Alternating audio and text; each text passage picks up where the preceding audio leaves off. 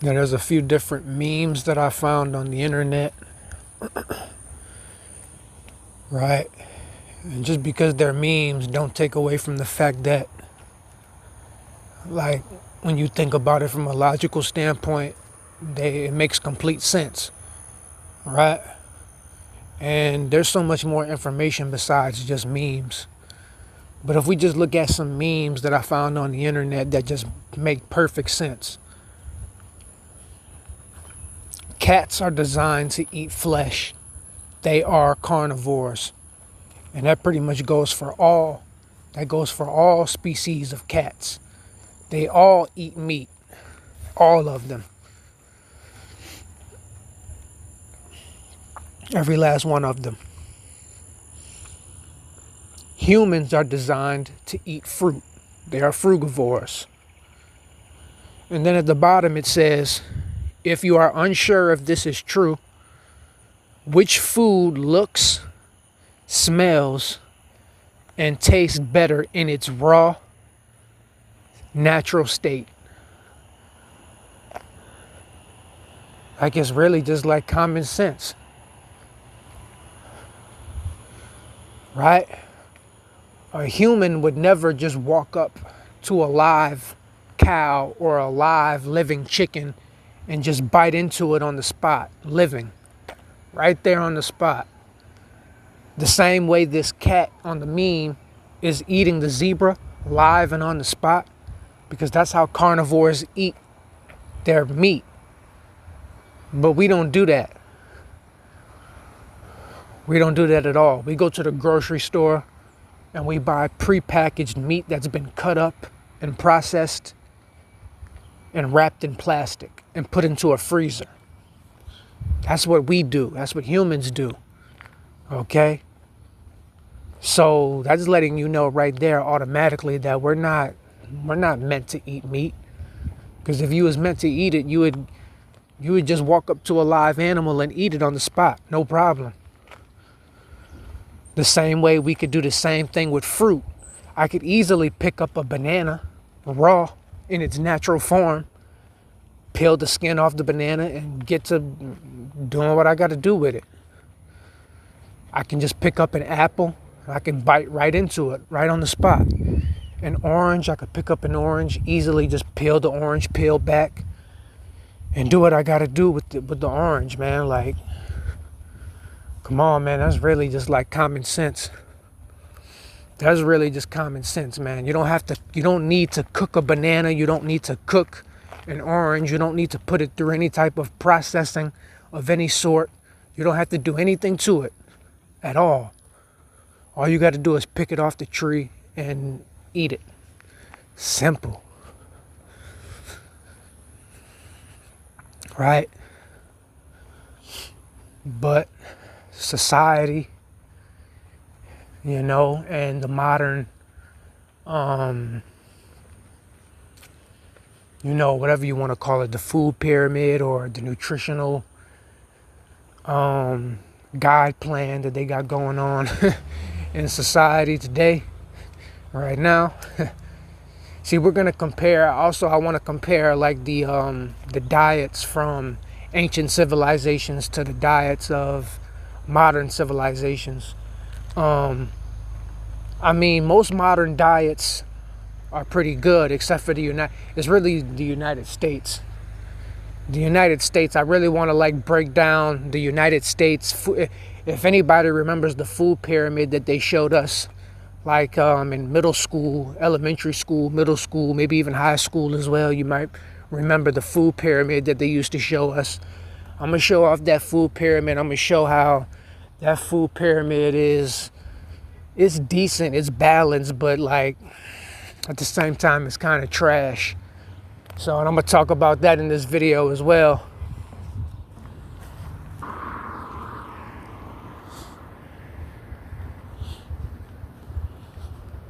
But if you study evolution, right? And evolution, I'm not and for the religious people out there, I'm not an atheist. I do believe in evolution. Yes, I do believe it's very much real. but I'm not an atheist, but I'm not religious either. I'm somewhere in the middle. You know what I'm saying? But when we study science and we study evolution, and like I said in my part one, even if you're religious and you don't believe in evolution or whatever, even in the Bible, Adam and Eve, God created Adam and Eve to be frugivores, even in the Bible. So even if you on the evolution side, on the science side, or if you're on the religious Bible stuff, either way you go, it teaches you that humans were meant to be frugivores originally. When you study the evolution, man, we evolved over time. Like I said in my part one, Homo sapiens began to cook meat and eat meat due to survival reasons. Okay, over time, things happen. For example, like in Africa, which is where human life began, right? This is where human life began. But millions of years ago in Africa, the Sahara Desert, for example, the Sahara Desert was not always a desert. It was a huge rainforest. So even at one point in time in places like Africa, humans had more of an abundance of plant life and different fruits and plants that they could consume. Over time, it becomes harder and harder and harder to just find an abundance of fruits and certain plants that you can consume. It becomes harder over time. So what can you do? Okay? Humans have to become, they had to go into survival mode. So they had to do what? They had to become hunter-gatherers. This is when the hunter-gatherer stage began. Okay? So we became hunter-gatherers, right? And then the process, see, this is the argument that a lot of people on a carnivore diet, people that are against veganism, or I'm saying, especially the anti-vegans, right? What they like to do, one argument they like to use, which is a scientific fact that they like to pull out their ass. They like to say, oh well, meat made our ancestors smarter. It made us smarter. And when they use that argument, they don't even realize that they're basically proving my point. Humans were not always meat eaters. We evolved, and over time we became meat eaters. But initially, humans were frugivores. We only began to eat meat for survival reasons. And then the process, yes, when we began to eat meat, humans became smarter. Why? Because we learned how to hunt. We learned how to cook food, which made us smarter, right? So we evolved. We took it to the next level. Okay, now we're being in survival mode, right? Taught us something. It taught us how to survive in these harsh conditions. Okay, now we learned how to hunt, and we learned how to prepare the meat properly, since we already know that we can't consume the meat raw because we're not natural meat eaters. What do we need to do? Okay, well, let's try cooking it. So now they had to learn how to start a fire. Then they learned how to start a fire, right? Once they learned how to start a fire, okay, well, we know we can't eat the meat raw. Well, let's try burning it on a fire, and let's see what happens then. Let's see. Okay. Well, now it kind of tastes good. It kind of tastes good when you cook it, and you mix some little seasonings with it to give it some flavor from the plants. And they became smarter. They got smarter. They got smarter because of it. Right? They got smarter because of it. So because of that, humans became smarter. It's not the actual meat itself that made us smarter, but it was the fact that we learned how to hunt, and we learned how to start fires, and we learned how to cook our food. That is what made us smarter. Not the actual meat, because meat does not make us smarter. You know what type of food does make us smarter?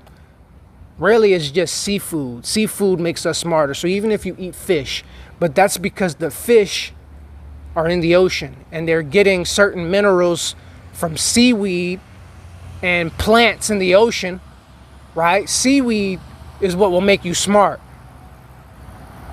right? This is why Japanese people have some of the highest IQs in the world, and a lot of East Asian people have high IQs because they eat a lot of seafood.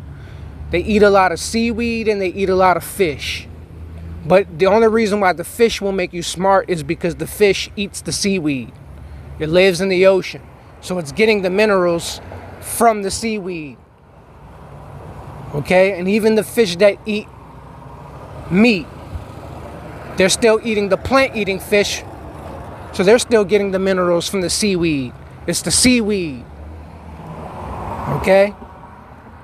Meat does not make you smart. Okay?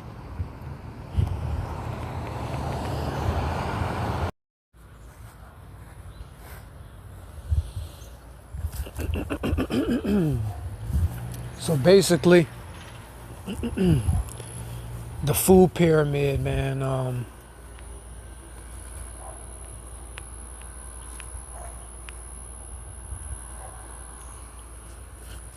The food pyramid.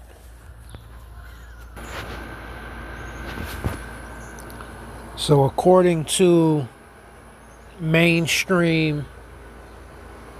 mainstream food pyramid that is promoted within the standard American food diet, this is what we consider within our society to be a healthy lifestyle, healthy way of living. And overall, I would say that this food pyramid overall is pretty healthy, but it's not needed, for one, and for two, there's still some things within this food pyramid that are not all the way completely healthy.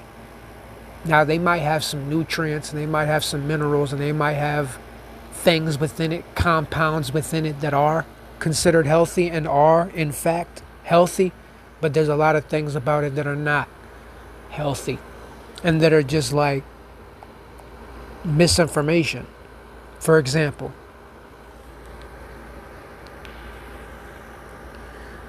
we look at this food pyramid right here.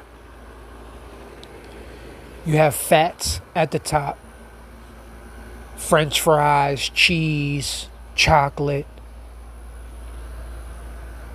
Then you have proteins, dairy, milk, meat, poultry, fish, fibers, fruits and vegetables, and carbs, breads and pastas.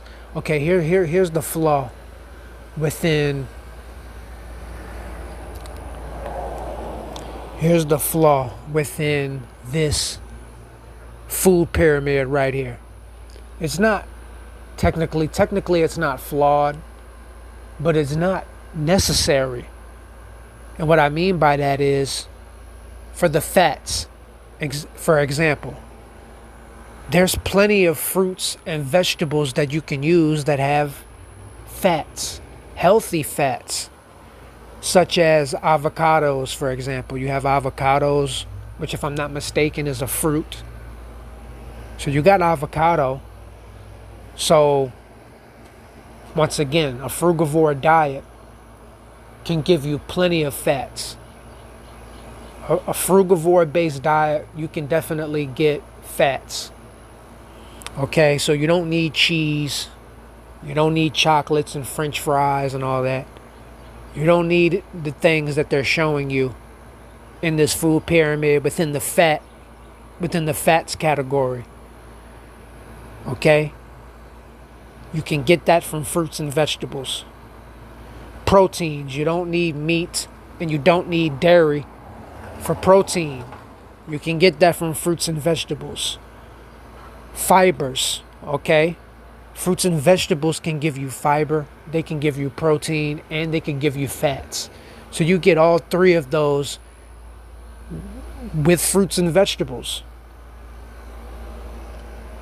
A frugivore diet alone gives you all three of those categories. So that alone just shows you that these mainstream food pyramids are somewhat flawed, at least in my opinion. My opinion, I'm not an expert.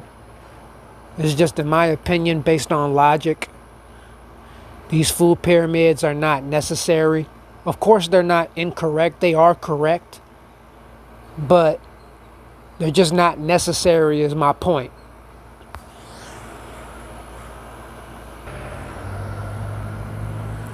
Now, this food pyramid is basically this would sum up my diet as of right now. You can see at the top, you have processed vegetarian and vegan foods. So like vegetarian snacks, vegan snacks, or vegan and vegetarian junk food, basically. So, you know, I eat those types of things from time to time. Legumes, nuts, seeds, whole grains, cereals, all of those processed foods. Trail mix. And then in the middle, you have vegetables. And then all the way at the bottom, which is the primary part of the diet or lifestyle. I say lifestyle because a diet is really just something that a diet is basically a plan that you put yourself on for a period of time. So I wouldn't say I'm on a frugivore diet. I mean, you could call it that, but it's really like a lifestyle. You know what I'm saying? More so than an actual diet. But if you want to call it a diet, you could call it a diet. You know what I'm saying? But yes, fruit should be the main primary. See, a frugivore diet is not just fruit. Okay? When you look at frugivores in nature, they don't just eat fruit. They eat primarily fruit. So fruit should be the primary food source. Then everything else comes after. You should have fruit as the main course. Then right after fruit should be vegetables. And then right after vegetables should be nuts, seeds, legumes, whole grains, seeds, cereals. And then all the way at the top, the very last thing should be the processed junk foods. Okay? Now, that's the way I do it. That's the way I operate. As far as from what I can see, that's like the healthiest. This is the healthiest food pyramid, most reasonable food pyramid there is. You know what I'm saying? It's like with this food pyramid, it's like you don't need meat. For what? You know what I'm saying? For what? You're not missing anything. You know what I'm saying? You're not missing anything. There's no need for the meat. You know what I'm saying? So you can just take the meat and throw it in the trash, because with this food pyramid is perfect. You know what I'm saying? Just about any type of food you want, you can have it. You can have it and you can eat it while being on a frugivore diet. If you want pizza on a frugivore diet, you can have it. If you want cheeseburgers on a frugivore diet, you can have it. And I'm going to show all of those things. I'm going to show you how you can do it.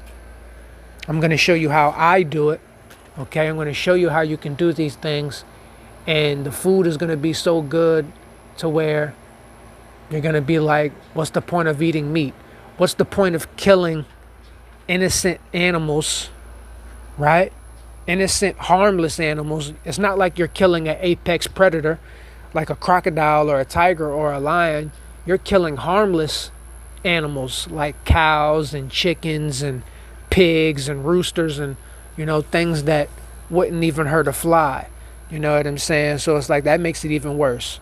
So there's no need to do that, and there's no need to promote it, and there's no need to support it when you could just do this, what I'm telling you guys to do. Well, I'm not telling you to do it. You can do whatever you want, because we're all human beings with our own minds and our own choices and our own decisions. But I would recommend that you take my advice, you know what I'm saying? Because I think this is morally the correct thing to do, and sensibly and logically it's the correct thing to do for your health and your well-being.